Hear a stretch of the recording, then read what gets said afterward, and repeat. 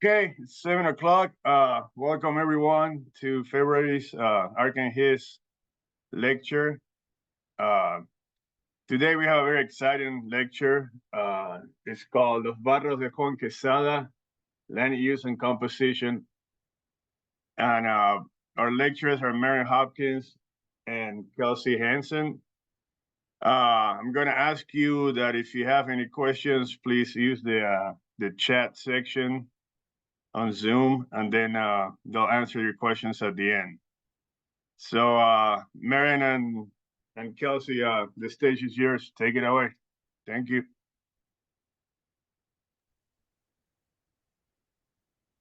All right. Hi, everyone. Hi, everybody. Well, good evening, and thanks to you all for joining our talk tonight. We're excited to be here and talk to you about a fun and multi-dimensional little project we've been working on involving Juan Quezada. Many of you have probably heard about Juan Quezada for his ceramic art. This evening, we'll talk about a lesser known part of his life and legacy, which is his vast knowledge about the raw materials that made his work possible. I'm Maren Hopkins. I've worked as an archaeologist for around the last 25 years. However, over about the last 15 years, I've worked as an ethnographer with a focus on land use, including practices and traditions related to how people interact with and remember important places on the land. This project, however, is a personal one for me. I've known Juan since I was a kid. So it was a real privilege for me to be able to offer some of my skills and ideas as we documented his clay sources in Chihuahua. Yeah, I'm Kelsey Hanson, currently an assistant professor at the University of Texas at Arlington.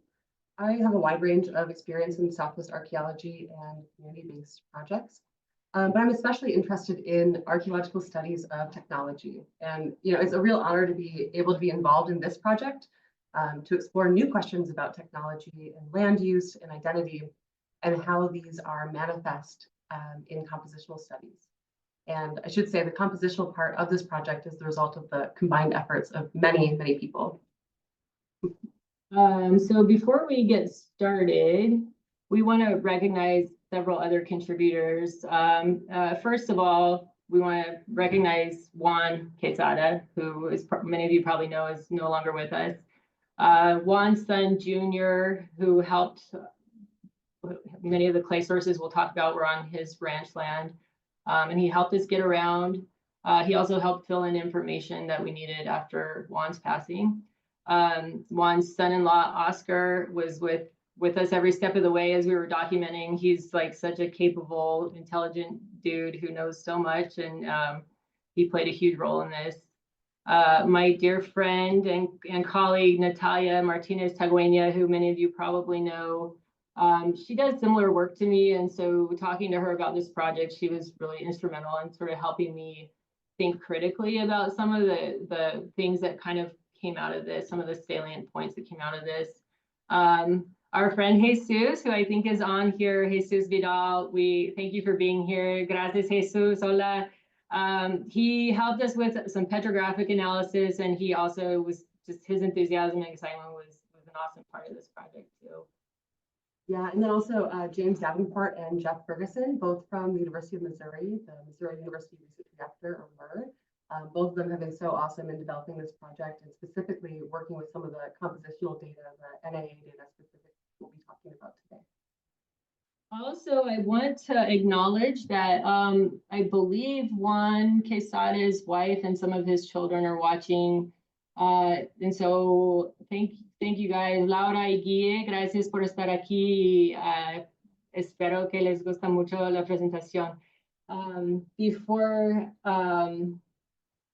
So just as we go through that, we're speaking to them, and we're speaking to the other folks who helped us with this work. So, and then just to give you sort of an idea of the format of our presentation, we're going to start with an overview of Mata Ortiz and Juan Quezada.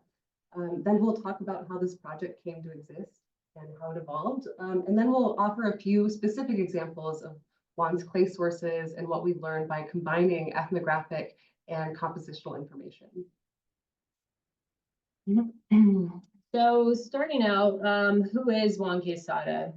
Juan Quezada Salado is a renowned potter who began, as many artists do, with curiosity, passion, a vision for beauty, and the ambition to experiment. Juan was born on May 6, 1940 in Tutuaca, Chihuahua, located in an ecologically rich valley near the foothills of the Sierra Madres. In 1941, the Quezada Salado family moved north to the village of Mata Ortiz, where Juan's father raised cattle to support the family. So situated at the edge of the Rio Palanganas in a narrow valley between the Sierra Madre and a smaller mountain range with a prominent peak known locally as El Indio, Mata Ortiz is within a vibrant archaeological landscape at the core of the Casas Grandes region. Just a short distance downriver from Mata Ortiz, the Rio Palanganas meets the Rio Piedras Verdes, and together they form the Rio Casas Grandes. Near this junction is the ancient village of Paquimé, a large and complex site inhabited between about AD 1130 and 1450. And this site is believed to connect Mesoamerican traditions from the south with the American Southwest traditions from the north. The influence of Paquimé is visible across much of northwestern Chihuahua and beyond through the presence of elaborately painted pottery associated with the core Casas Grandes region. And it was these ceramics that inspired Juan to explore the land and experiment with native clays and pigments in the hills surrounding Mata Ortiz, eventually creating his own pottery that resembled the ancient styles of Paquimé. When Juan was a young boy growing up in Mata Ortiz, centuries had passed since the people of Paquimé moved on from the region. Their ancient habitations had been walked over by Apache settlers, Catholic missionaries, hacendados, military forces, industrialists, Mormons, Mennonites, and many others. Those of you familiar with that region, many of these images will be familiar to you. The Mexican Revolution of 1910, which aimed to reestablish social equilibrium, which had become a foreign concept to the people of Chihuahua and elsewhere in Mexico as they struggled for land power and autonomy.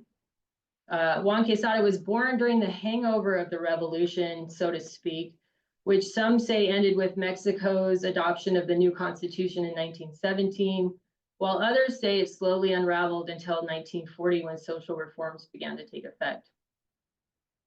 The 1940s were a time of optimism colored by skepticism.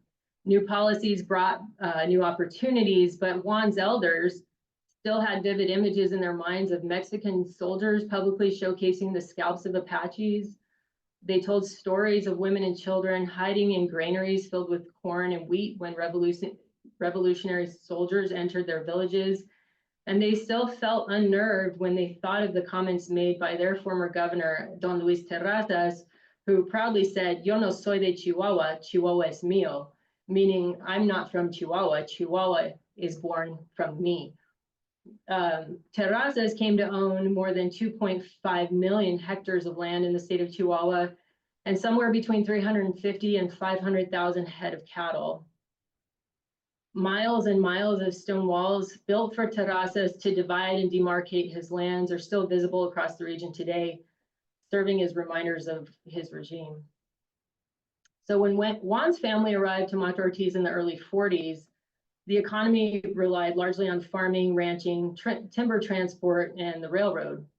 The village was previously called Pearson, after American engineer and entrepreneur Fred Stark Pearson, who built a lumber mill and helped establish the rail lines there. The name was changed to Juan Mata Ortiz in 1924 to commemorate a Mexican army captain who was revered for his role in removing, or as they say, extinguishing Apaches from the region. The Pearson lumber mill shut down in 1921 because of constant disruptions during the Mexican Revolution, and the town then became a repair facility for the Mexico Northwestern Railway. The large facility, known as La Redonda, operated until the early 1960s when the repair of trains was transferred elsewhere. And then the economy of Mata Ortiz plummeted as a result, and locals fell back on their seasonal agro-pastoralism. So the history and setting of Mata Ortiz and more broadly Chihuahua set the stage for Juan to explore his passion for the land and cultivate his creativity as an artist. Juan was lucky enough to be born after the violent era of the revolution, but before the proliferation of automobiles, computers, and telephones. One of Juan's favorite recollections was the arrival of the first automobile to Mata Ortiz. The driver used to cruise the dirt streets alongside horses and donkeys until a second car finally came to town. And Juan always laughed as he recounted that, quote, there were only 2 cars in town and they managed to crash into each other. And I think he called them pendejos because, as you can understand. So the late 1990s, by the late 1990s, there was still only one phone in Mata Ortiz at a store where people had to take turns placing phone calls. When someone received a call, the store owner would politely ask the caller to try back in 10 minutes while her son ran to find the person they were trying to connect with. One of Juan's first jobs in his youth was to collect and sell firewood for his family. He would often wander into the hills for days at a time with his donkey El Minuto. And this is not El Minuto, this is much later, but in honor of El Minuto, we got him this donkey in honor of that time in his life. So he'd ride El Minuto, following the arroyos up to wooded areas and passing ancient farm fields, caves, rock quarries, and habitation sites along the way. Pottery sherds left by the ancient people centuries before always caught Juan's attention. And in his mind, he concluded that the people who made those pots must have done so with the materials available locally. So Juan played with native clays and pigments that he found in the hills around Mata Ortiz, and he eventually began making pottery of his own. He painted the pots in the style he was familiar with, using the designs of Los Paquimeños. Tourists who arrived to the area sometimes bought his wares, and Juan also took them to pawn shops in Deming, New Mexico, and other towns near the border where he would go north to work. In the mid-1970s, Juan was, quote, discovered as an artist. And with the help of a small cadre of Americans, his career as a potter took off. He began to travel throughout the United States and Mexico, conducting courses and participating in workshops with other potters. And along the way, he honed his own style and techniques. In the meantime, back in Mata Ortiz, other people in the village were making pottery. As the artistry of this area became more well-known, the economy once again flourished as people sold their pottery. So many, many books, academic articles, films, and exhibits have been produced to tell the story of Juan Quezada and Mata Ortiz. Those that you see here are only a fraction of what's been written and produced. In 1999, Juan won the Premio Nacional de las Artes in Mexico for his contribution to Mexican art and culture. And the award was presented to him in Mexico City by then President Ernesto Zedillo. Mata Ortiz pottery has become known worldwide, and in the Southwest United States, its presence in shops and museums is almost ubiquitous. The story of how this pottery came to exist is fascinating, and the beauty and elegance of the pottery produced by Juan Quezada and other artists of Mata Ortiz is captivating. Over the decades, while many potters in the village expanded their techniques to include commercial paints, clays, and firing procedures, Juan remained loyal to natural materials. Throughout his life, Juan experimented tirelessly with local clays and minerals to observe their qualities and characteristics at all stages, from procurement to processing to firing and post-firing. The expertise he gained through his curiosity and respect for the earth and his enthusiasm for finding and testing new sources and materials is really at the heart of his artistry. However, Juan's knowledge about geology and his passion for the character, beauty, and functionality of clays and pigments remains a lesser known aspect of his work and his life's legacy. So in the summer of 2021, while sitting under the shade of one of Juan's beloved fruit trees at his ranch, he and I came up with the idea to go visit some of the clay sources he used throughout his career. My work as an anthropologist focuses mainly on documenting community perspectives about land use, so I was curious about how Juan came across different clay sources, where they were, why he chose them for use in pottery, and how much variation there was from one clay source to another. Needless to say, I was excited to learn more about this part of Juan's life. Additionally, Juan and I both felt that it was important to record record his clay sources for preservation and posterity. We shared the philosophy that knowing stories about the land and understanding the geographic and geologic origins of some of the clays used by local potters would create a deeper sense of place for the people of Mata Ortiz about their home and a deeper understanding for the already well-known Mata Ortiz pottery tradition. This small project that we came up with also gave purpose to the frequent cruises we would do on the ranch and surrounding lands. Since I was a kid, the Quezada family has welcomed me into their life.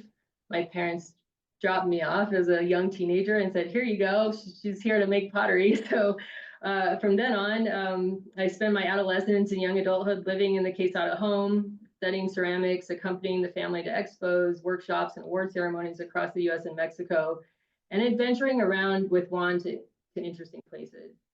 So this latest undertaking that we'd come up with was a continuation of what we'd always done, with an added focus on Juan's expertise with the land and his knowledge as a master potter about clays. So the initial goal of our project was just to create a map showing the locations of Juan's clay sources, something Juan said that he had always wanted to do. And we also wanted to document basic information, or I wanted to document basic information about each place and the qualities about each of the clays. As the project progressed, the story of Juan Quezada's clays evolved into a rich narrative of personal and shared experiences, history, land tenure, geology, toponomy, and more. It became a fascinating example of how the history of a place and the lived experience of a person converge on the land to create new complex layers of land use, history, and meaning. It also taught us a lot about how Juan works with different clays. So at the heart of this study are questions about the qualitative and historical aspects of clay sourcing, use, and functionality, but also about the intrigue of clay composition and the technological dimensions of this artistry. With the help and encouragement of several collaborators, we decided to add a compositional component to the project. Juan was interested in what his clays were made of, and we also recognized that by investigating the composition of clay at different stages of processing, perhaps we could gain some insight about archaeological assumptions. Given her interest in these topics, I reached out to Kelsey, and she agreed to help me work through this aspect of the project. Yeah, so I've had a longstanding interest in technology and archaeology, especially technologies involving geologic materials. Most of my work has been in archaeological paint technology, so how color is rendered from mineral pigments. But I'm also interested in how geologic materials are incorporated into other technologies. And so my involvement in this project began as an extension of these interests and informed by my training in conservation science and archaeometry. And like I said before, I also have a history of work on collaborative community-based projects, which made me even more eager to participate in this project.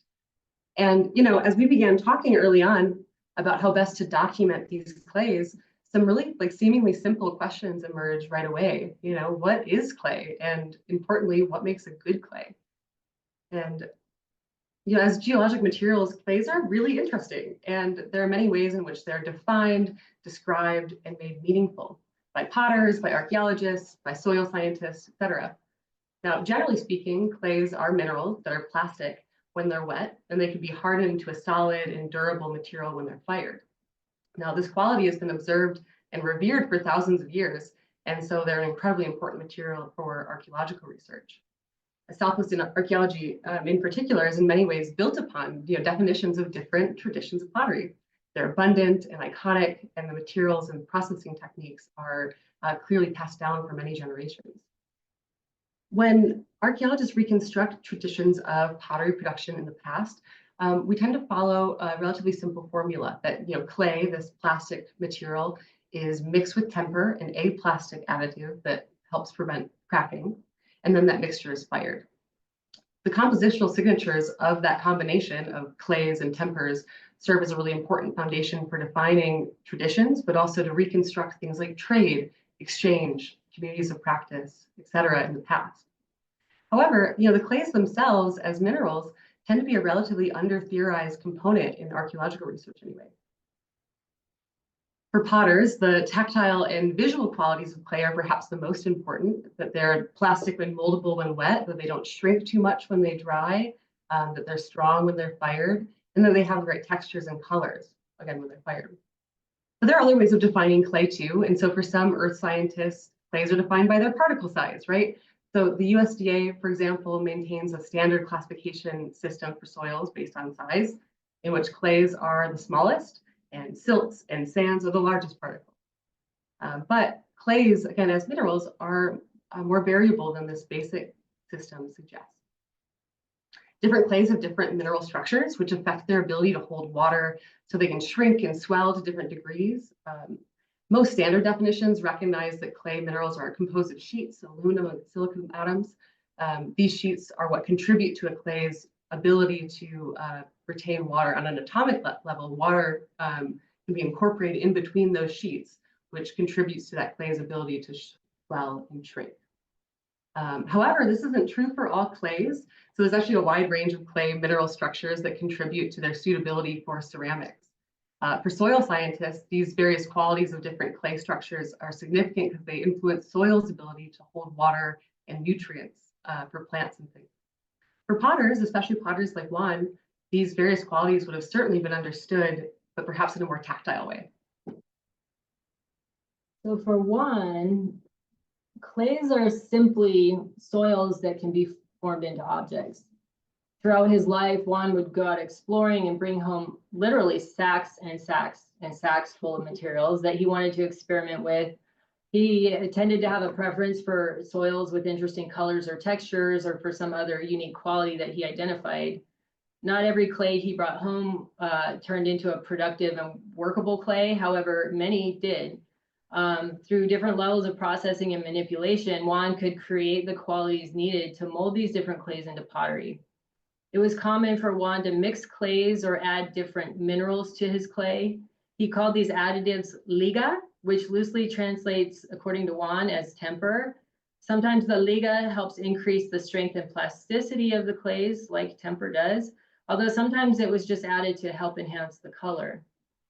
There's an important distinction between Juan's liga and the technical definition of temper. In a technical sense, as Kelsey mentioned, clay temper is an aplastic additive to clay, like sand, broken pottery sherds, etc., that help to prevent breakage. In Juan's case, he adds liga at the cleaning and levigation stage, with the goal being to remove all inclusions from both the original clay and the liga that might lead to fracturing and detract from the fineness or beauty of his pottery. And we'll talk a little bit more about that using specific examples later. And so we had a really unique opportunity to better understand all these qualities through the knowledge of a master potter. Juan had dedicated his life to working with naturally occurring materials in his vicinity, and he takes great pride in his ability to transform difficult clays into something workable and beautiful. So even when working with a difficult clay, he could fix them. And so we were very curious if all of these stages would be visible compositionally. Archaeologists, for example, have many ways of defining ceramic composition, but how does all this processing that make these clays workable, how does all that processing affect the resulting compositional signatures from raw clay to finished products? And can we see those changes? So we wanted to learn a little bit more about the practicalities of clay procurement and processing through what some people refer to as lay expertise, or the expert knowledge gained from a person who spends their entire life doing something, the same thing. And we were especially interested to know if that was possible to corroborate with the information Juan shared using hard data produced by the compositional analyses. And so our project rapidly developed to document the various compositional dimensions of Juan's earth science knowledge. And we were especially interested in the potential implications for archaeological research as well, which we'll talk about later. So the qualitative and historical aspect of this project focused on clay procurement, relating specifically to Juan Quezada's knowledge and experience with the land. He drove me around, or sometimes I drove him around, to different clay sources that he used throughout his life and career, and then talked to me about the processing required for each one. He shared thoughts and memories about each place, and I also prompted him with questions such as, how did you learn about this place? Why did you come here? Besides the clay, what else do you know about this place? Why did you choose this particular clay? Can you describe the feel and workability of this clay? Does this clay require any special treatment, etc.? And although Juan is a close friend, I still used ethnographic research techniques during our little project, including requesting his informed consent about the use of his information in the event that it would turn into a public talk or something else. Juan was really enthusiastic about this project, and he even gave us a signed letter of support for the work. So in total, we explored and discussed 12 different clay sources, which are just a fraction of the clays that Juan explored throughout his life. And one additional mineral that Juan uses as an additive, or liga, to some of his clays. So as you can see, these range vastly in color, texture, and topographical and geological setting. Each of these clay sources was also tied to different memories, thoughts, place names that Juan came up with or that people locally knew a location as, and the other information that Juan shared. So for each clay that we collected, Juan demonstrated how each was processed and fired. Each clay was first washed with water and sifted through fine mesh. And I should note that when Juan cleans clay for use in his own pottery, he typically washes it through mesh, then through a t-shirt, and over again several times to get it as fine as possible. For our study, we only washed it through fine mesh one time. When ready, we placed each sample in a plaster of Paris tray until it reached the correct humidity and consistency. If it was left in the plaster of Paris tray for too long, it was essentially no good anymore. Some of the clays required more intense processing, which we will discuss in some of our examples below. We created samples of raw clay, washed but unfired clay, and fired clay, which is pottery. So our goal was basically to observe the process and to understand how you get from here to here. And so in order to document, in order to document the compositional stages that occur throughout Juan's clay processing and pottery production, we worked to analyze each of these 3 different versions of Juan's clays. So a raw version straight from its geologic source, and then versions that have undergone Juan's expert processing, so an unfired version and a fired version. The idea here is to evaluate how a master potter transforms clays and how this processing affects those compositional signatures in each step. Now, this has clear archaeological implications, as so much archaeological research is predicated on the goal of matching archaeological ceramics with those geologic sources of clays and tempers. What happens when those clays are transformed? In some cases, we have known documented examples of processing to, say, remove unwanted material. In other examples, one created combinations or mixtures of different materials to achieve the right color or consistency. So our question being, what can we see and what can we not see? And while there are many, many techniques that are routinely used in archaeological ceramic analysis, in our study, we focus on petrography and neutron activation analysis, or NAA. Petrography is a microscopic approach for examining clays, inclusions, firing conditions in a qualitative way, whereas NAA is a very high resolution approach to elemental analysis that produces a sort of compositional fingerprint based on major, minor, and trace elements. And it's a really common baseline used in archaeological provenance studies, again, linking archaeological materials with geologic sources. So to do this, the raw clays in those mini vessels were ground up for NAA by Jeff Ferguson and James Davenport at MER. Some portions were mounted and analyzed by petrography by Jesus Vidal. And we also did some preliminary X-ray diffraction at the University of Arizona as well. And I should say that all of this is very much ongoing, and our results are preliminary as we're thinking through some of these results.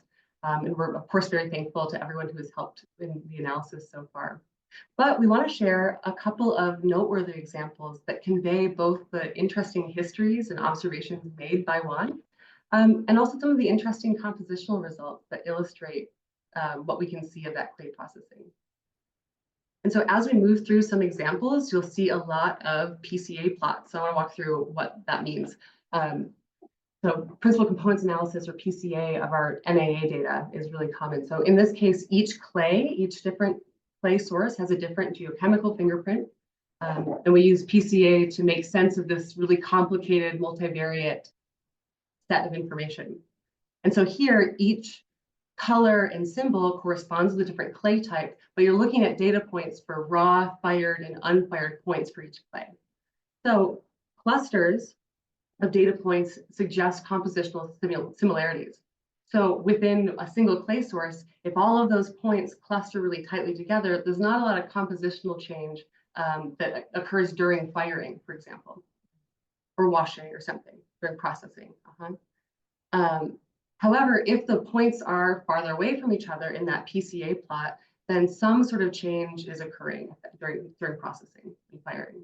So we'll walk through a few different examples of clays documenting, starting with some of Juan's observations and then moving into that compositional information. So the first example is a clay source that Juan calls Barro de Don Manuel. I want you guys to pay attention to these place names. The place names, like I said, sometimes are places that Juan gave the names, or sometimes those are the names that are known colloquially by people. And that's an important part of the place and of the history of the place. So Barro de Don Manuel is one of the earliest clays Juan experimented with. And it's with this clay that he made his first pot in the 1960s. The clay is light pinkish brown in color, a shade that Juan describes as color paqueta, or buckskin brown. Juan assigned the name Barro de Don Manuel to this clay source after an old man named Manuel Lopez, who used to have a small ranch nearby. This Don Manuel died many years ago, and today the land belongs to Ramon Lopez. So El Barro de Don Manuel is located alongside a barely visible 2-track that you can see here. That was once the main route between Mata Ortiz and Casas Grandes. Juan remembers first noticing this clay as he peered through the window of the bus when traveling to and from Casas Grandes. The once open land is now protected by a fence, and the old road has now become washed out from years of disuse. The old bus that you can see here on the right, that once carried travelers along this road, is now parked on Juan's nephew's ranch, Mauro Corona, who goes by Chico, and it has been repurposed as a hay barn. However, it's missing its wheels and several windows. However, the letters describing the bus's old route are still visible. You can see Ruta Juan Mata Ortiz to Casas Grandes on the side. And so these sort of relics of history are visible across the land, and they're tied to place, which is pretty cool. Geologically, this clay source is found in an exposed profile of the eroded hill slopes west of the Rio Palanganas, just above the floodplain of the river. And so here we have some of our petrographic thin sections of the raw, unfired, and fired version. And you can see here that the raw, unprocessed version has really large amounts of large rock fragments, mostly degraded volcanic rocks, primarily rhyolites, with these semi-blunt edges that are caused by weathering, as well as other volcanic and sedimentary inclusions. So according to Juan, these inclusions serve as a natural temper to the clay, which helps prevent shrinkage and breakage during pottery manufacture. And in this case, it's important to note that temper is not added to this clay. Instead, the naturally tempered clay is processed to remove the pieces of the volcanic rocks that are too big. Yeah, and that's exactly what we can see petrographically as well. So once that clay has been processed by Juan in the unfired and fired versions, those very large rock fragments are removed, and the resulting texture is much more fine-grained and much more evenly distributed. And so this is a really great example of textural changes from Juan's extensive clay processing that are observable petrographically. However, while the relatively dramatic visible changes are visible petrographically, when we consider the NAA data, you'll notice that these changes are not really very visible in the corresponding PCA plot. So in this case, the raw clay matches those process versions quite closely. And it's interesting here to consider what this would mean in an archaeological context. If an archaeologist were trying to match the original unprocessed clay with the processed versions, they agree quite well. So it'd be a relatively easy one to do. Oh, I'm sorry. Oh, this PowerPoint's huge. Yeah. Okay, I think we are One more. here. Okay. For one, very little color change. He noted that there is very little color change that occurs during processing and firing of this clay. You can see on the bottom here, these were our sample mini pots. One of these, I think on the left is the unfired version and the one on the right is the fired version. And so with the process of oxidation, the color doesn't change much. Juan explained that this clay tends to be really hard to work with because it holds a lot of moisture and takes longer to dry than other clays. It tends to crack a lot during both the drying and firing phases. He noted that if the clay still has too much humidity when fired, the vessel will break. So he had to pay a lot of attention to this clay. He explained with enough processing, the clay from this source is perfectly workable, but it eventually was not worth his time because he later found better clays elsewhere with better plasticity and more desirable colors. He said later in his career, he rarely collected clay from this source anymore. However, when we visited this clay source in the summer of 2021, there was evidence of recent digging indicating that perhaps some potters still do gather clay here. And for those of you who've been aware of the Mata Ortiz pottery tradition for a long time, you'll remember back in the 70s and 80s, many of the pots were this color. And then later in time, they evolved to have a variety of other colors. And so, and this is a really great example of a clay that required substantial processing to make it workable. And what's really cool is that we can see that petrographically. However, even so, those changes were not very dramatic, not dramatic enough for them to appear as different materials in an NAA context. But next, we have an example of material that is added to other clays as both a colorant and a tempering agent. So these two examples, the first is Juan calls this piedra amarilla para Liga del Rancho de Noé. And as you can see, as we were documenting these clay sources, I said, Juan, what's this place called? And so that was his response to me. And I'm like, okay, the tongue twister there for me. But as you can see, that place name encompasses the setting, it encompasses people, it encompasses a bit of history. So it really situates you in a certain place. So this yellow rock is a volcanic tuff that's ground up and added to yellow clay or paint to enhance the color. It also acts as a temper for pottery. Juan explained that this rock makes the clay look like the yellow pottery found at Paquime. And those of you familiar with Paquime pottery know exactly what I'm talking about. The rock is located in a road exposure just above a ranch house owned by his son Noé on the backside of the Indio mountain that I showed in an earlier slide. So on the right, we have a Barro Amarillo de Namiquipa. And this is the location of a yellow clay source in the town of Namiquipa, which is much further south. It's at least a 2.5-hour drive from Mata Ortiz. And I didn't actually show it on the map that I showed earlier because it fell off the map, but it was one of our clay sources. So the clay is found below a bridge in the banks of an arroyo. It's located along a main road, and there are multiple houses nearby. In the ground, this clay is brown in color because it's mixed with topsoil. But when washed and fired, it turns to a creamy yellow color. The topsoil is washed out and cleaned out and fired out of it, with all the organics being fired out. So Juan explained that there were no houses in this area when he lived in Namiquipa in the early 80s. I should mention that Juan's wife is also from Namiquipa. She was born there, and so that's a special place for them. It was easy to collect clay there in the past. When his family lived there for a few years in the 80s, he used to collect clay there often, and he continued to do so for years after when he would go back to visit. He explained that the color of this clay can be enhanced by adding small amounts of a light green clay that he knows of, or other minerals. Since leaving Namiquipa, Juan found other yellow clays closer to Mata Ortiz, and so he rarely used the clay from Namiquipa after that. On occasion, when he'd go there to visit, he'd grab a bag of clay and bring it back.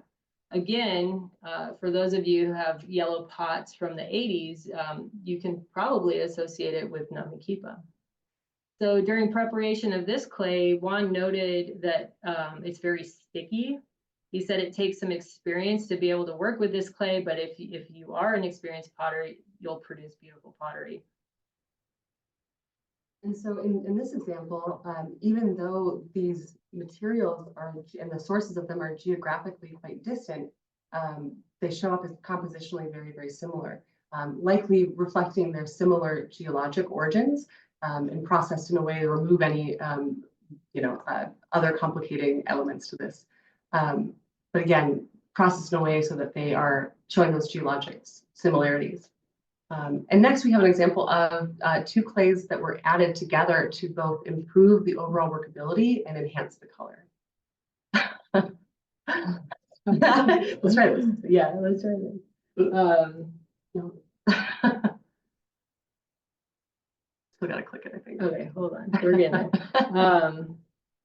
Yeah, there we go. So this source, and I want to mention that these names are Juan's names. And so as I was working through this and including with other Spanish speaking Mexicans, we decided to leave the colloquial language. And so some of those who are familiar with Norteño, Chihuahua, and Spanish can appreciate some of the ways they hear these names and these sounds.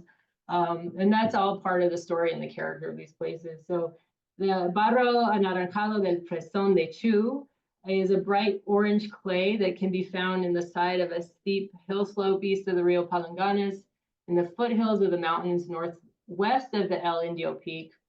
Juan encountered this clay when he and his sons were digging with a track hoe for materials to build an earthen dam for a cattle tank in the arroyo below. Juan began using this clay because he liked the color and it was easy to work with. He said that he and his sons also used this material to add to the dam, the cattle tank, to give it strength so that it would hold the water better. The clay source is named after Jesus Chu Martinez, who once had a small ranch and grazing land for his cows in the area. Chu also used to drive the bus between Mata Ortiz and Casas Grandes that we saw in an earlier slide in the 1960s and 70s. So you can see how, like, learning about these different places, you're really putting together a story of and a sense of place for a much larger area. And it's pretty, for me, it's pretty exciting. This land is now part of a ranch belonging to Juan's son, Noe, and it's within the ejido of Mata Ortiz. So geologically, this clay source is formed in a fault zone, and it's the result of constant crushing of rocks by frictional processes, frictional stresses. This material contains abundant angular fragments of rock, and it's been infiltrated over time by fluids that have formed iron oxide minerals that give the clay its color. Juan explained that this clay source contains natural temper that mixes well when washed and sifted. The matrix for this clay tends to contain a lot of rocks and gravels, and so sometimes it's necessary to add outside temper because the clay can become too fine once those large inclusions are removed. So for temper, Juan typically adds a small amount of clay from another source that both helps with the strength and plasticity and complements the color. During our project, he used a white clay from the Barro Blanco source, which we'll talk about in a minute, as temper. When fired, the clay from the Barro Naranjado del Presón de Chu is very, very orange, but becomes more muted in color when the white clay is added. And Juan's version of adding temper is, this doesn't feel right here, let me grab a handful. No, it's still not right, let me grab another handful. Okay, we're good. And so that was sort of how he determined how to mix this clay.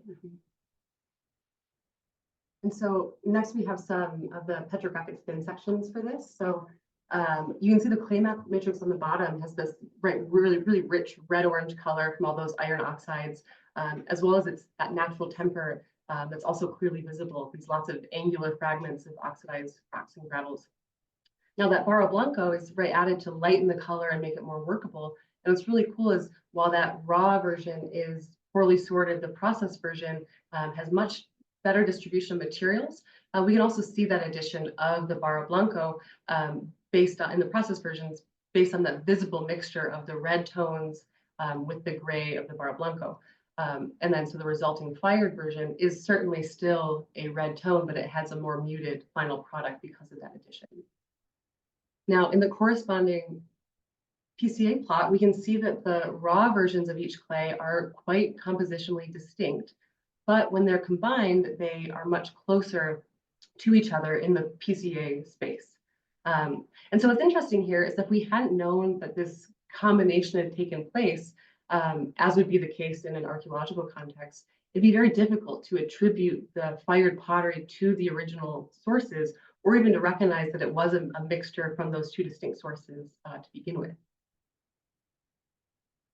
So I think this is our final example of, Yeah. of the many that we are not sharing. This clay source is referred to by Juan as the Barro Blanco. It's Juan's preferred clay. It's used by many potters now.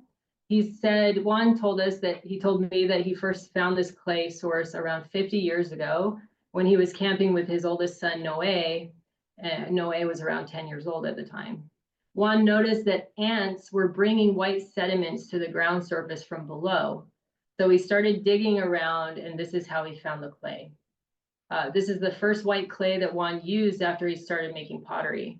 And during his years of experimenting, Juan compared the color and quality of this clay to many other types of white clay in the area that he'd come across, and he never found another that he liked better than this clay.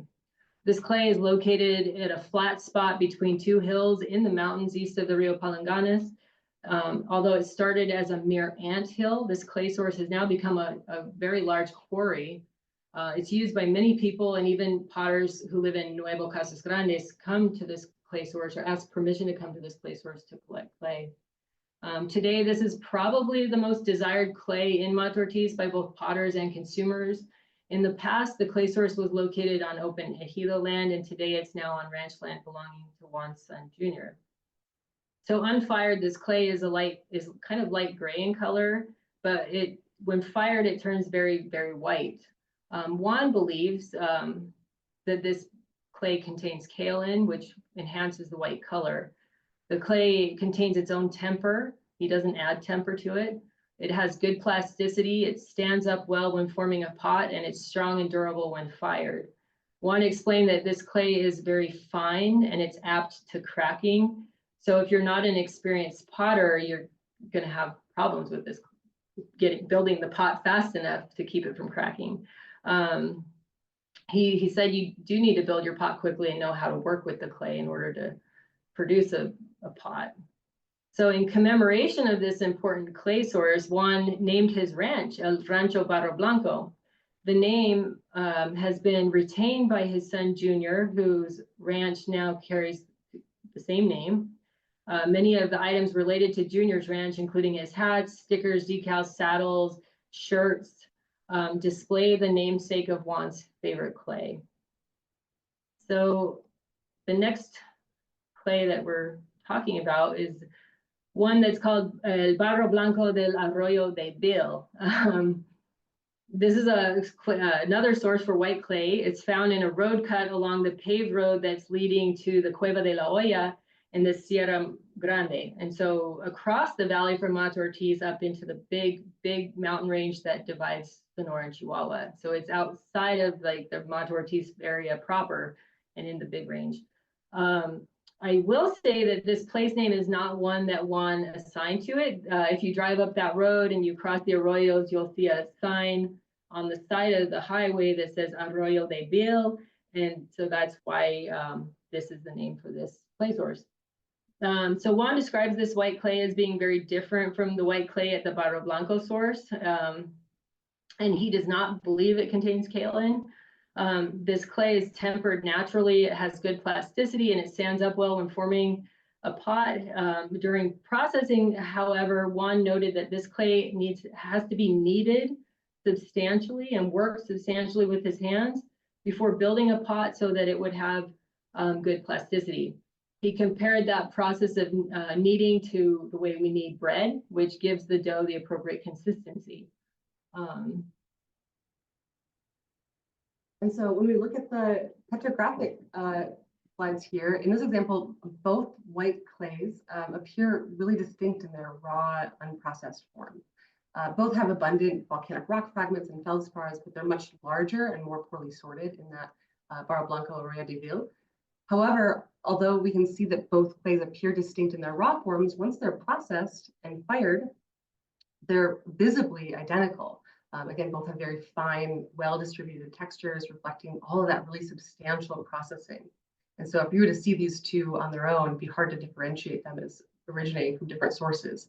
But this example calls attention to the textural effects of all of that really substantial clay processing. And this is especially interesting when we look at the NAA data. So again, while the original raw unprocessed versions are very, very distinct in the NAA PCA plot, once they're processed, they overlap in this PCA space anyway. And so even though they're very distinct sources, I'll show a map in a moment, they have these extremely different textures to start with. All of that processing, all of that work to make that clay perform properly makes them match quite closely. So again, just to show, these are coming from really different places and again have different textures and compositions beforehand. Even though they're from really distant sources and have all these different textures and geologic origin stories, once they're processed really extensively, they become nearly identical. And this really renders those distinct geologic origin stories pretty undetectable. And so in this case, all that work, obscures their unique origins. And in an archaeological context, then, it'd be very difficult, if not impossible, to differentiate the two in their origin stories. And, as we're starting to wrap up here, I think that these types of examples have a lot of important implications for interpretation in archaeology. Overall, these various examples we've shared, and again, there are only a few of many, but show a wide range of ways in which clay composition and texture are affected by all this processing.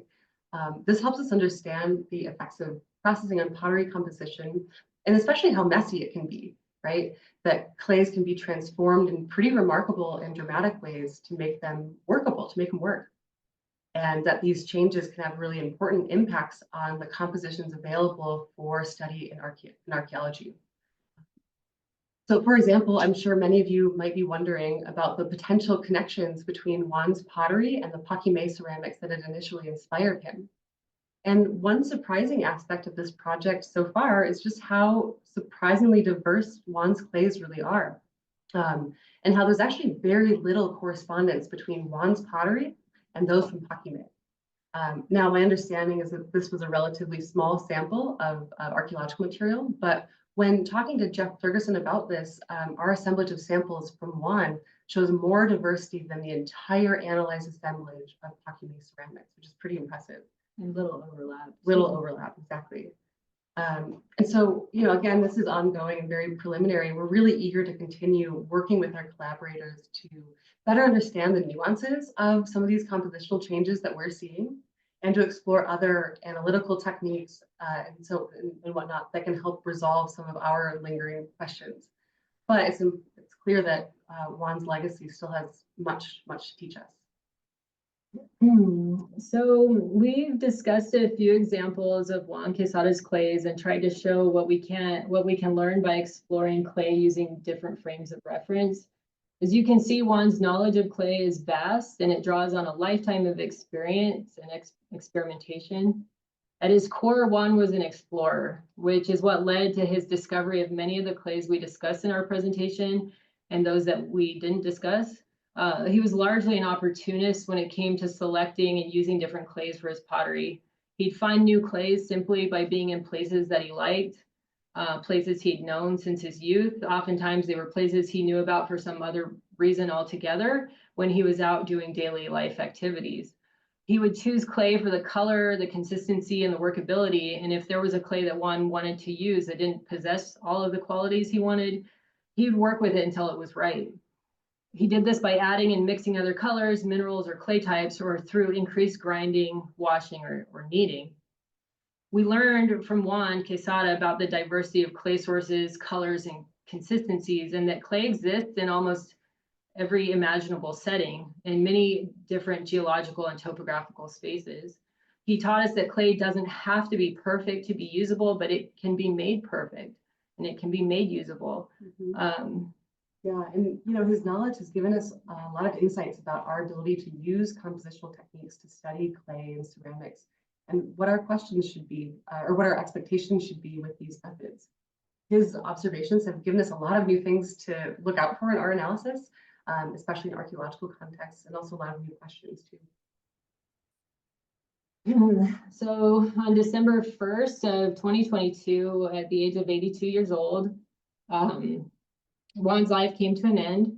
While he was alone exploring in the same hills he came to know so well throughout his life.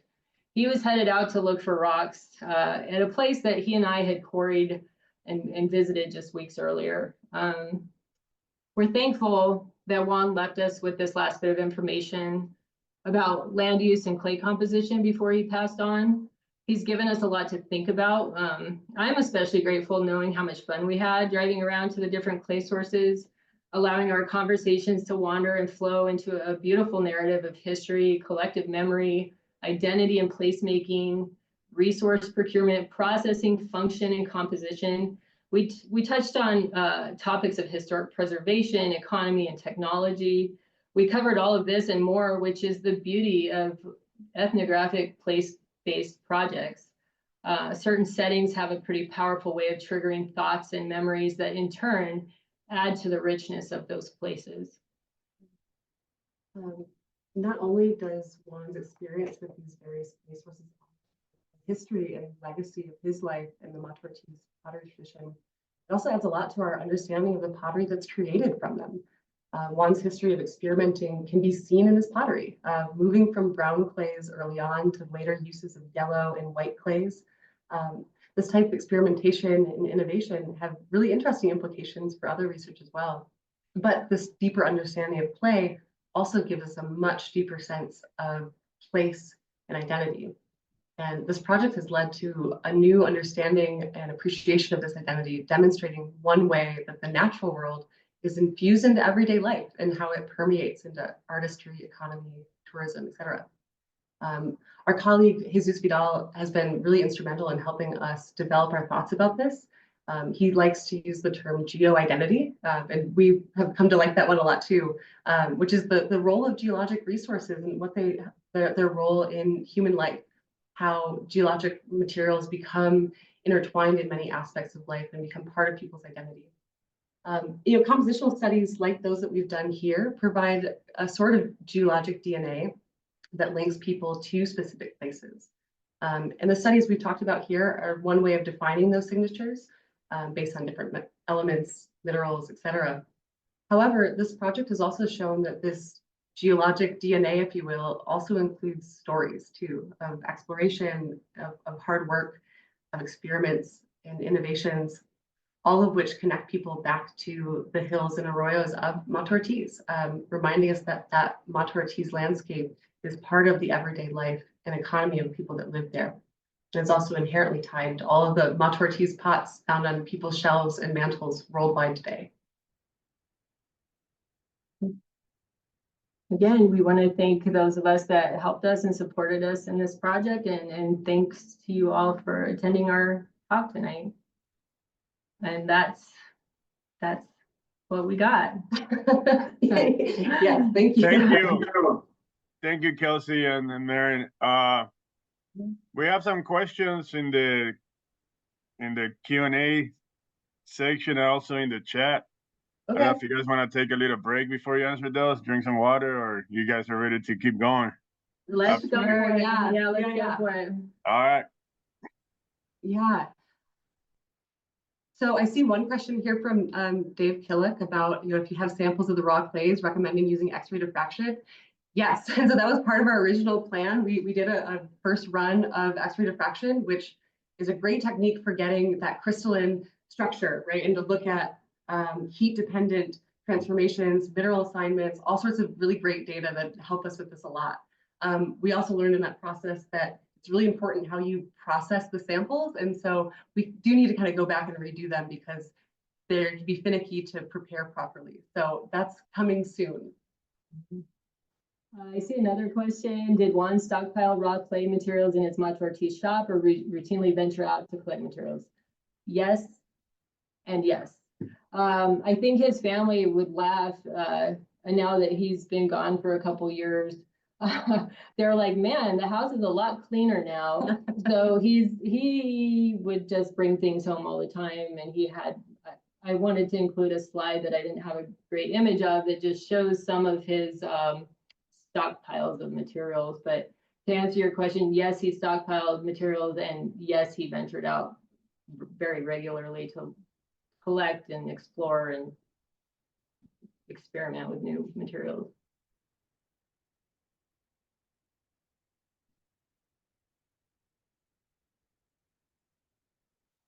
I'm not sure what that means. Can we explain the four corners map we showed with 3 different clay types in the map? We'll have to go back and review our slides. Yeah, I'm not totally sure what that. If you want to elaborate in the chat or something, go back and talk about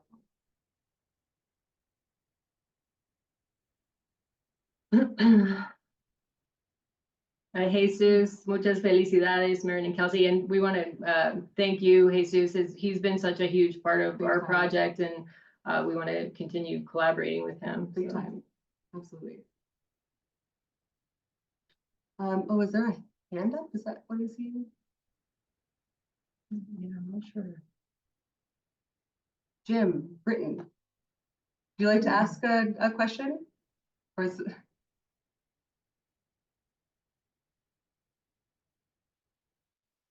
okay, maybe there's waiting. Yeah, well, Yeah, anyway. if you guys have a question, please type it.